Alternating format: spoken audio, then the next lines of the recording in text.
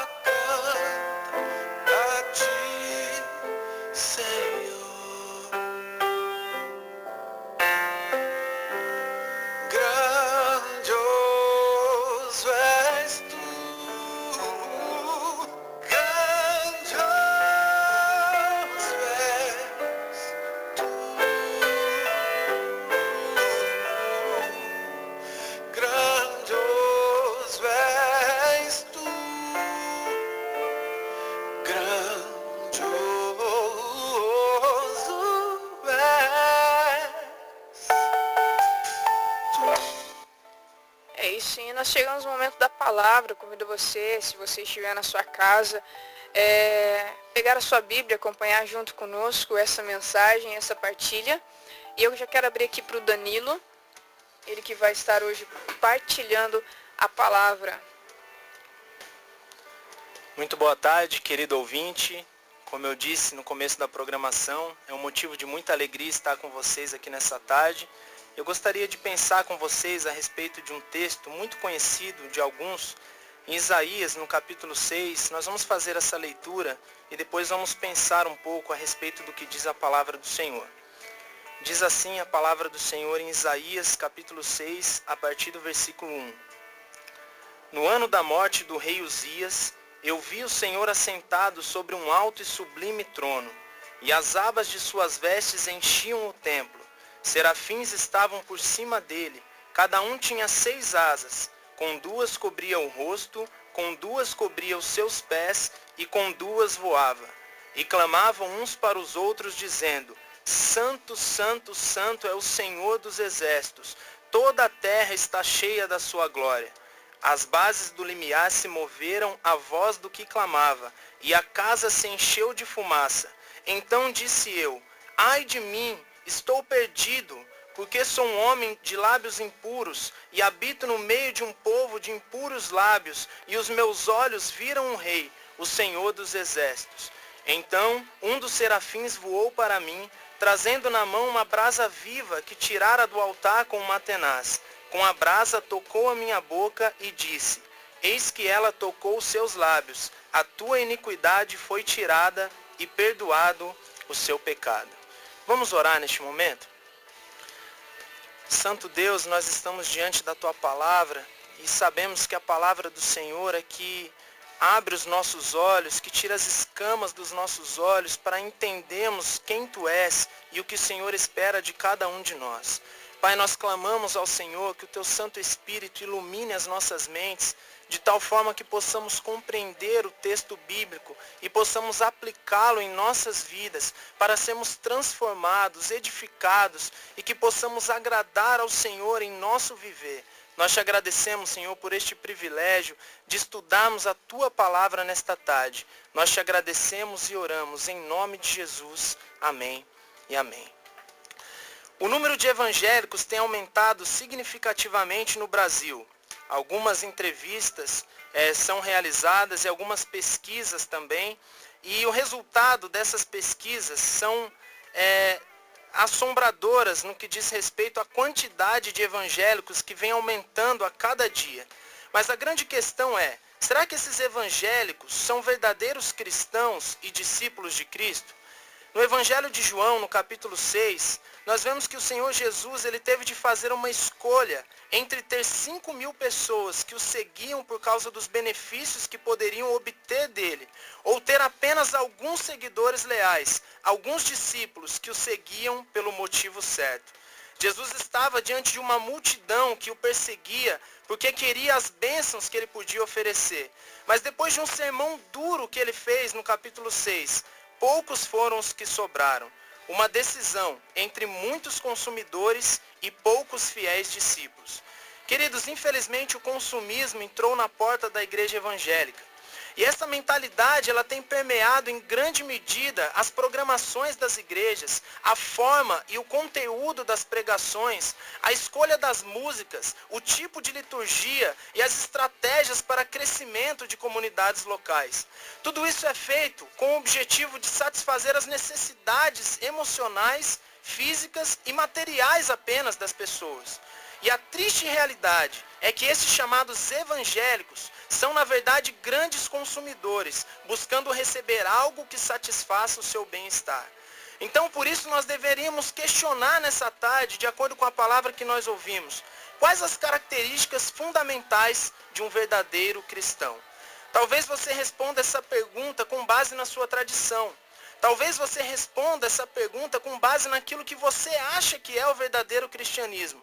Mas existe única forma certa e um único cristianismo correto. E nós aprendemos que tipo de cristianismo é esse, ao estudarmos e lermos a palavra do Senhor. Por isso o tema proposto por mim nesta tarde é princípios fundamentais de um verdadeiro cristão. Quais princípios são esses? Nós lemos aqui em Isaías capítulo 6 e o primeiro princípio que nós podemos ver nesse texto é que o verdadeiro cristão ele sabe quem é Deus. Nossa, parece algo tão simples.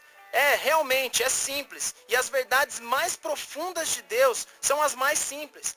Porém, apesar de ser simples, muitas vezes isso é muito mal compreendido. Muitas pessoas têm uma ideia de quem seja Deus, como eu disse, com base na tradição. Foi isso que eu aprendi do meu pai, foi isso que eu aprendi dos meus avós. Então, Deus é isso, porque foi assim que eu ouvi. Ou então muitas pessoas definem Deus pelos seus pressupostos apenas. Aquilo que ela acha que Deus é, então ela define, Deus é isso. Mas na verdade nós só temos uma forma de conhecer a Deus, que é através da sua palavra. A palavra de Deus revela os atributos de Deus. E esses atributos de Deus nos revelam o caráter de Deus. E nesses versículos que nós lemos, especialmente no versículo 1, nós vemos que Isaías ele diz, o Senhor, no ano que morreu o rei Uzias, eu vi o Senhor assentado sobre um alto e sublime trono. Esse Senhor aqui no original Adonai, ele é o Senhor soberano, ou seja, aquele que faz todas as coisas segundo o conselho da sua vontade. Isaías não disse apenas o Senhor, mas disse que ele estava sentado num alto e sublime trono. Esse trono dá a ideia de governo, ou seja, Deus governa sobre todas as coisas. Ele é o Senhor da história. Ele é providente. Nada foge do seu controle. Todas as coisas cooperam para o bem daqueles que amam a Deus, porque todas as coisas são feitas pela vontade de Deus. Ele é o Senhor da história, Ele é o Rei dos reis, o Senhor dos senhores. No versículo 3 nós vemos os anjos clamando e dizendo: Santo, Santo, Santo é o Senhor. Essa tríplice repetição, essa repetição enfática, é uma forma de superlativo que nos aponta para a infinita santidade de Deus. Dos atributos de Deus, a sua santidade é o único que é repetido em toda a Bíblia, dessa forma enfática, 3 vezes, dizendo: Santo, Santo, Santo. Mas, queridos, infelizmente, a imagem que pintam de Deus hoje é uma imagem totalmente distorcida, é uma imagem totalmente mentirosa, uma blasfêmia, um insulto ao caráter de Deus. Eles dizem: Deus é Deus porque Ele me livra do inferno. Ou Deus é Deus porque Ele me concede bênçãos. Ou Deus é Deus porque eu tenho saúde, porque Ele me deu um emprego, porque Ele me deu dinheiro, porque Ele me deu família, porque Ele me deu amigos. Queridos, Deus não é Deus por aquilo que Ele faz. Deus é Deus por aquilo que Ele é. Eu vou repetir. Deus não é Deus por aquilo que Ele faz, mas Deus é Deus por aquilo que Ele é, a sua essência, os seus atributos. E se eu te falasse que Deus é um Deus irado com a humanidade, e se você não for salvo por meio da fé em Cristo Jesus, Ele mesmo te lançará no inferno por toda a eternidade, porque Deus é um Deus justo, e nós somos pecadores, e pela justiça de Deus nós merecemos a condenação. E somente por meio da cruz de Cristo é que nós podemos ser justificados do nosso pecado e salvos da condenação eterna. E se eu te falasse que Deus é um Deus providente, e se Ele quiser, Ele te fará sofrer sim muitas vezes, Ele te humilhará muitas vezes, Ele permitirá que você passe por lutas terríveis para que Ele atinja os seus propósitos. Queridos, não é o diabo que faz o que ele quer, mas Deus é quem quer que isso aconteça. Muitas vezes, quando acontece algo na nossa vida que nós não gostamos muito, nós colocamos a culpa em Satanás. Mas como dizia Lutero, o diabo é o diabo de Deus. O diabo é um cão feroz, mas que ele está preso na corrente, na coleira de Deus. E ele só vai até onde Deus permite. Então, queridos, um verdadeiro cristão, ele sabe quem é Deus. Será que você sabe quem é Deus nessa tarde? Ou será que a ideia que você tem de Deus é com base na sua tradição, nos seus pressupostos? Queridos, nós precisamos conhecer quem é Deus. Uma outra verdade que eu aprendo com esse texto é que o verdadeiro cristão, além de conhecer quem é Deus, ele também vive para a glória de Deus. Um verdadeiro cristão, ele não vive em si mesmo, no seu egocentrismo, mas ele vive cristocentricamente para a glória de Deus. A cruz de Cristo é o centro da sua vida. Olha só o que diz o versículo 3. E clamavam uns para os outros, dizendo: Santo, Santo, Santo é o Senhor dos exércitos. Toda a terra está cheia da sua glória. Nós vemos claramente nesse texto os anjos cumprindo com o propósito pelo qual eles foram criados, que é para glorificar o nome de Deus. É interessante como isso me chama a atenção também para o Salmo 19, que diz que os céus proclamam a glória de Deus e o firmamento anuncia a obra de suas mãos. Esse texto diz que a própria natureza foi criada para glorificar a Deus e ela tem cumprido com o seu papel. E queridos, não somente os anjos, não somente a natureza, mas com o homem não é diferente. O homem também foi criado à imagem e à semelhança de Deus, mas isso não faz dele diferente dos anjos e da natureza quanto ao propósito pelo qual ele foi criado. E qual é o propósito pelo qual o homem foi criado? Para o louvor da glória de Deus. Isaías capítulo 43, versículos 6 e 7 diz assim: Trazei meus filhos de longe e minhas filhas das extremidades da terra, e todos os que são chamados pelo meu nome, e os que criei para a minha glória, e que formei e fiz. Paulo nos diz em 1 Coríntios capítulo 10, versículo 31, a grande barreira para que isso não aconteça é um humanismo existente em nós, consequente da nossa natureza pecaminosa. Infelizmente, no nosso dia a dia, muitos crentes não glorificam a Deus com as suas atitudes. Na prática, nós temos a tendência de fazer aquilo que nos faz feliz. Então eu estou preocupado demais com aquilo que me faz feliz. São os meus estudos, o meu emprego, a minha casa, o meu descanso, as minhas férias, o meu dinheiro, a minha satisfação pessoal, a minha autoestima. Mas onde está Deus? Onde está Deus em nossas vidas? Você faz os seus planos, você faz as suas vontades, você tem os seus propósitos, as suas realizações. Mas você sabe o que significa carregar a sua cruz? Você se renuncia para a glória de Deus? O que rege, querido, a sua vida nessa tarde? A sua vontade ou a cruz de Cristo? Muitas vezes nós queremos viver como se o mundo tivesse que me servir, como se o mundo girasse em torno do meu eu. E todas as coisas, todas as pessoas precisam me satisfazer. E eu começo a descartar pessoas, a usar as pessoas como se fossem meros objetos. E nós deixamos de viver para a glória de Deus. Mas a palavra de Deus é enfática em nos afirmar que um verdadeiro discípulo, além de conhecer quem é Deus, ele também vive para a glória de Deus. Por isso eu gostaria de perguntar para você, querido ouvinte, nessa tarde, será que você tem vivido para você mesmo ou você tem vivido para a glória de Deus? Será que você está mais preocupado com aquilo que Deus pode fazer para você? Ou será que você se preocupa com aquilo que Deus é? Será que você tem glorificado a Deus nessa tarde? Um verdadeiro cristão, ele vive para a glória de Deus.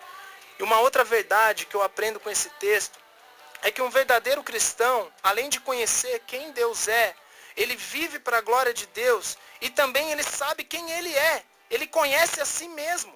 Olha só o que diz o versículo 5. Então disse eu, ai de mim, estou perdido, porque sou um homem de lábios impuros e habito no meio de um povo de impuros lábios, e os meus olhos viram o Rei, o Senhor dos Exércitos. Queridos, diante da glória de Deus, Isaías não saiu pulando de alegria, ou ele podia contar para todo mundo, gente, eu vi a glória de Deus. Não foi isso que ele fez. Ele não postou no Facebook, ele não colocou nenhum vídeo no YouTube, não. Qual foi a reação de Isaías? Quando Isaías vê tamanha santidade de Deus, a sua reação é dizer a Deus, ai de mim. No original, queridos, esse ai de mim, ele tem um sentido de lamento, ele tem um sentido de desespero. Ele disse, estou perdido, ou seja, serei destruído diante de tamanha santidade. Meus irmãos, infelizmente essa palavra tem sumido do vocabulário, dos púlpitos e da vida de muitos crentes. O pecado vem ganhando novos nomes para serem disfarçados. O pecado tem se transformado em depressão. O pecado tem se transformado em problema de relacionamento, em trauma de infância. O pecado tem se transformado em complexo de culpa. Mas, queridos, nós precisamos tratar seriamente o pecado nas nossas vidas. Nós precisamos reconhecer que somos pecadores. E se nós estamos pecando, nós temos que confessar isso diante de Deus. Não tentar disfarçar o nosso pecado como se nós não fôssemos culpados. Um grande teólogo, A.W. Tozer, ele diz o seguinte: quero dizer que qualquer pecado conhecido deve ser nomeado, identificado e repudiado, e que devemos confiar em Deus para nos libertar dele, para que não exista qualquer pecado consciente, deliberado em qualquer parte da nossa vida. Queridos, será que nós temos feito isso? Será que nós estamos dando nome aos nossos pecados? Será que nós estamos identificando os nossos pecados? Será que nós reconhecemos que somos falhos? Queridos, se nós não fizermos isso, não há como mudar. Porque Deus é um Deus santo. Deus não tolera o pecado. Mas quando uma pessoa quer esconder rapidamente a sujeira, ela varre para debaixo do tapete, não é mesmo? Eu imagino que você não faça isso na sua casa, mas algumas pessoas têm essa prática. Quando está chegando uma visita, aí dá uma ajeitadinha na casa, varre a sujeira para baixo do tapete.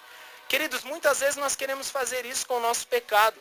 Muitas vezes nós, ao invés de trazermos o nosso pecado à tona para tratar seriamente o nosso pecado, nós escolhemos varrer o nosso pecado para baixo do tapete. Ah não, amanhã eu trato isso, amanhã eu faço. Não, precisa ser hoje. Nós precisamos tratar seriamente com os nossos pecados. Talvez você tenha varrido a sujeira do seu pecado para debaixo do tapete. Mas, queridos, tratar seriamente o pecado é trazê-lo à tona e vencer o pecado para a glória de Deus. Eu te desafio a confessar os seus pecados. Eu te desafio a abandonar os seus pecados de uma vez por todas. Nessa tarde, faça isso. Você quer agradar a Deus? Eu imagino que você que está nos ouvindo nessa tarde, você tem esse desejo de viver um relacionamento sincero com Deus, viver em comunhão com Deus e agradar ao Senhor Todo-Poderoso. Então saiba que Deus odeia o pecado que você tanto ama e alimenta.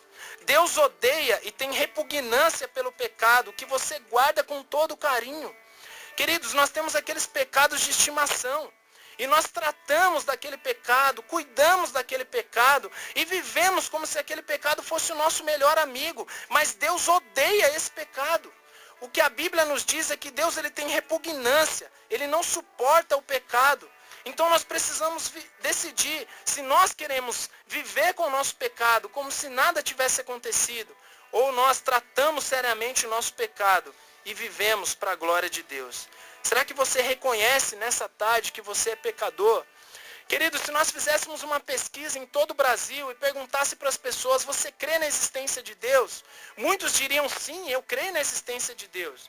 Você crê em Jesus Cristo, que Jesus Cristo veio a esse mundo? Muitos diriam sim, eu creio em Jesus Cristo, ele veio a esse mundo. Mas então por que tantas pessoas ainda continuam pecando? Por que tantas pessoas ainda continuam vivendo em prol de si mesmas?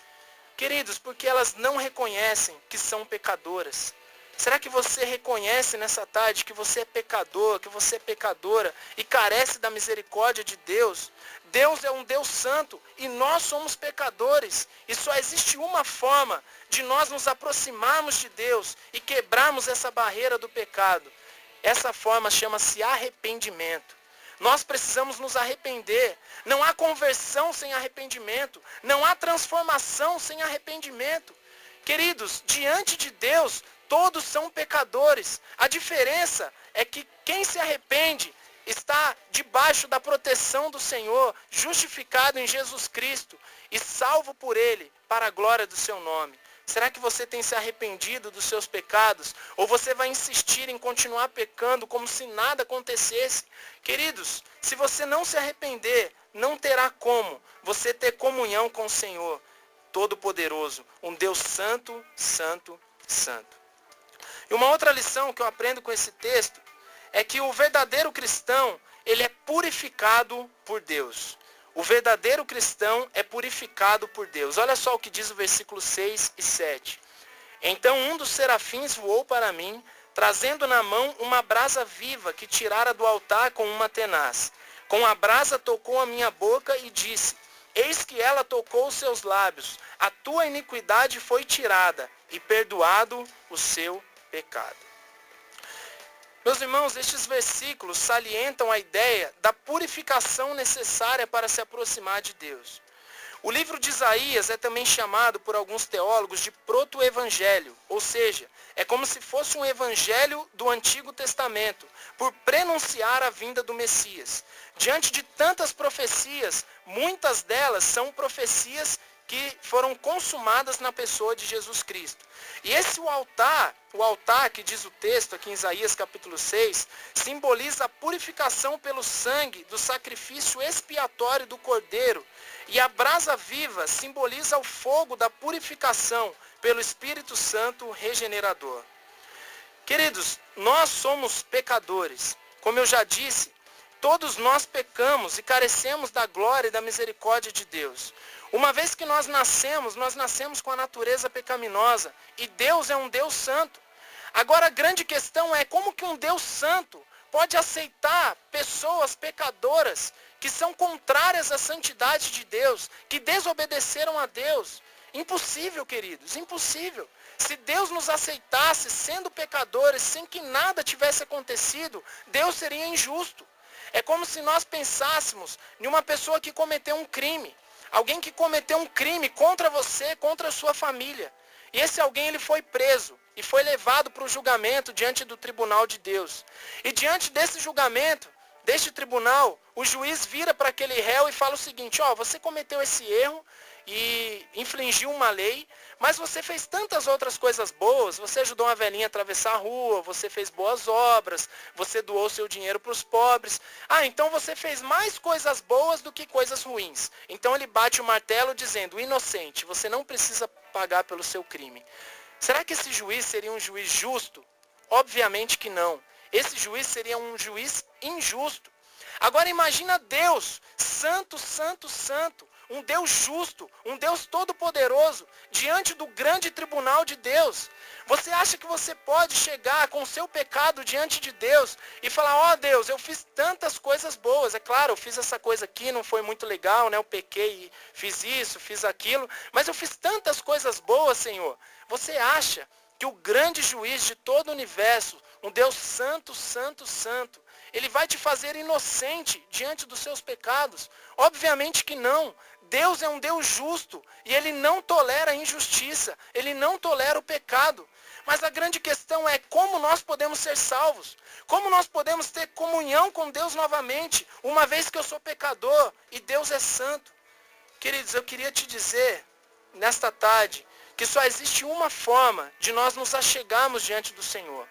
Só existe uma forma de termos comunhão com Ele novamente. Só existe uma forma de termos o nosso pecado perdoado. E essa forma chama-se sangue de Jesus Cristo.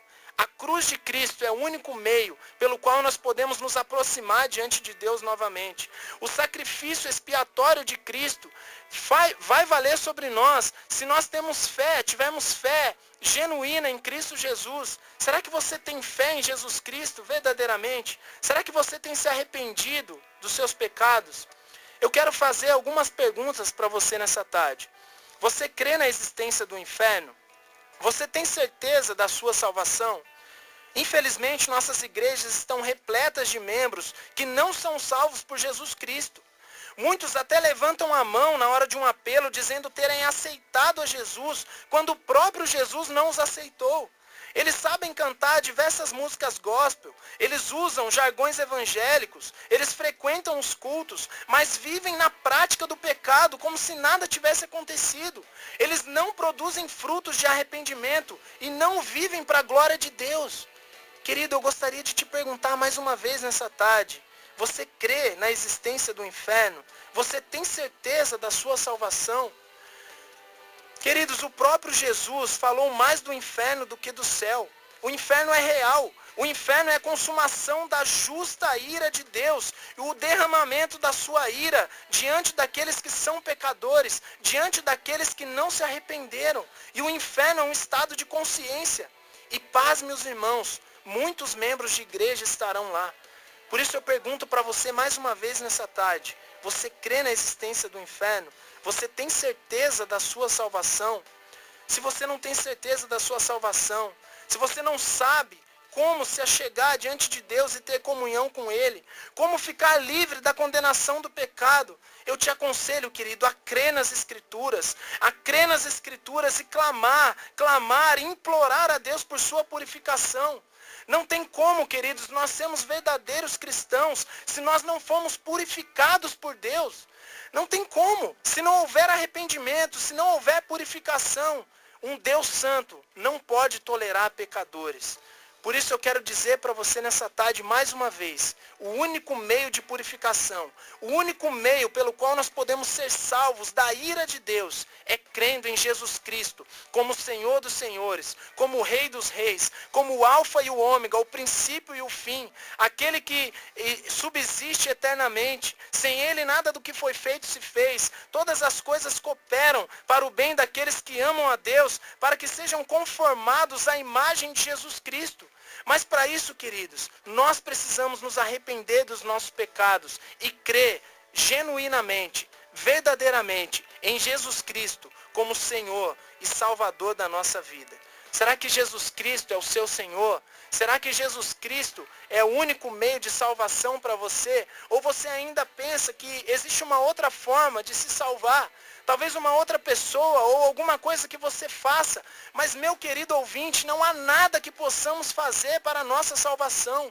O único meio de purificação é através da cruz de Cristo. Nós precisamos crer em Jesus Cristo como nosso Senhor, nos arrepender dos nossos pecados, para que possamos ser regenerados, ou seja, nascer de novo em Cristo Jesus. Será que você tem esse desejo? Será que o Espírito Santo tem trabalhado no seu coração neste momento? Então quebrante-se diante do Senhor, se arrependa dos seus pecados e clame a Deus pela sua purificação.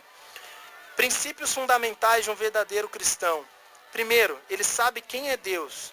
Ele vive para a glória de Deus. Ele sabe quem ele é. Ele reconhece que é pecador. E ele é purificado por Deus. Eu gostaria de perguntar para você. Será que você sabe realmente quem é Deus? Se você sabe realmente quem é Deus, você tem vivido para a sua glória. Você sabe quem você é. Você tem reconhecido que é pecador e tem assumido os seus pecados diante do Senhor? Você foi purificado por Deus? Ou você ainda pensa que há algo que você possa fazer para alcançar a salvação? Querido, se o Espírito Santo do Senhor constrangeu o seu coração nesta tarde, eu gostaria de orar neste momento e colocar a sua vida diante do Senhor.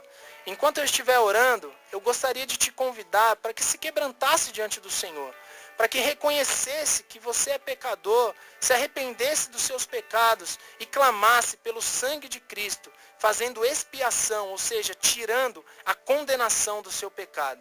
Vamos orar neste momento, colocar a sua vida diante do Senhor. Ó Deus eterno, nós te agradecemos e te louvamos pela tua palavra, pois sabemos que a palavra do Senhor é a tua revelação. A nossa mente humana é tão limitada, Pai, e não há nada que possamos fazer para conhecer ao Senhor. É por isso que o Senhor precisou se revelar a nós. E o Senhor se revelou através da tua palavra escrita. Eu clamo a ti, ó Pai, neste momento, que essa palavra possa fazer morada nesses corações, que o teu Santo Espírito possa usar a espada do Senhor, que é a tua palavra, e possa transformar vidas neste momento. Ó Pai, neste momento eu não conheço quais são os meus ouvintes, onde eles estão, mas eu sei que o Senhor é um Deus onisciente, um Deus todo-poderoso que conhece as nossas mentes, conhece os nossos corações e por isso o Senhor conhece cada um deles.